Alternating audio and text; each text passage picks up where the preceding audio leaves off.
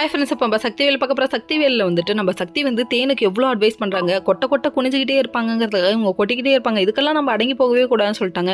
வாங்க உங்களுக்கு ஒரு வழி பண்ணுறேன்னு சொல்லிட்டு வெளியில் தள்ளினவங்களை உள்ளே கூட்டு வராங்க. திடீர்னு கூட்டு வந்தோடனே தென்னரசுக்கும் வந்துச்சு. உன்னை இப்படியே தலைமொழிக்கிட்டோன்னு நினச்சிட்டு இருக்கோம், நீ என்னடி வீட்டுக்குள்ளே வரேன்னு சொல்லிட்டு கண்ணா பின்னான்னு பேச ஒரு நிமிஷம் மாமான்னு சொல்லிட்டாங்க. சொன்னதுக்கப்புறமா இவர் முடியெல்லாம் பிடிச்சி வெளியே இழுத்து தள்ள போயிட்டாரு. அந்த டைம் பார்த்து டாக்டர் அப்படின்னு ஒரு கத்த மொத்த குடும்பம் வந்துருச்சுங்க. வந்தவொடனே டாக்டர் வந்துட்டாங்க. வந்தவொடனே பார்த்தோன்னே அள்ளு ஊடுதா சும்மா கிளப்புதா அப்படிங்கிற மாதிரி ஆயிடுச்சு தென்னரசுக்கு.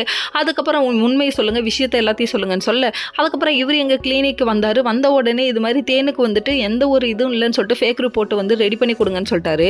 அதாவது குழந்தை பெற்றுக்கிற தன்மை இல்லைன்னு போய் சொல்லிட்டாரு. சொன்னதுக்கப்புறமா எனக்கு வேறு வழி இல்லை, நீங்கள் அரசியலில் இருக்கிறதுனால உங்கள் பேரை சொல்லி மிரட்டினால இப்படி ஒரு காரியத்தை பண்ணிட்டேன், மன்னிச்சிருக்கேன்னு சொல்லிட்டாரு.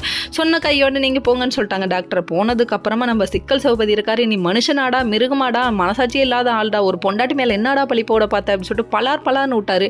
ஒரு அடிலாம் பத்தாது தம்பி, ஒரு கண்ணத்தில் அரைஞ்சா மறு கண்ணத்தை காமிக்கணும் சொல்லி கொடுக்கலையா, போய் காமி அப்படிங்கிற மாதிரி ஆயிடுச்சு. இவனால ஸ்கூல் பிள்ளையை வெளுக்கிற மாதிரி பெரம்ப வச்சு வெளுன்னு வெளுக்கணும் அப்படிங்கிற மாதிரி ஆயிடுச்சு. கடுப்பாயிட்டாங்க. அதுக்கப்புறம் சிக்கல் சிவபதியை எப்படியோ சமாதானப்படி நீ போய் தொலைடா, என் மூஞ்சிலே முழிக்காதடான்னு சொல்லி திட்டி விட்டு கிளம்பிட்டாங்க.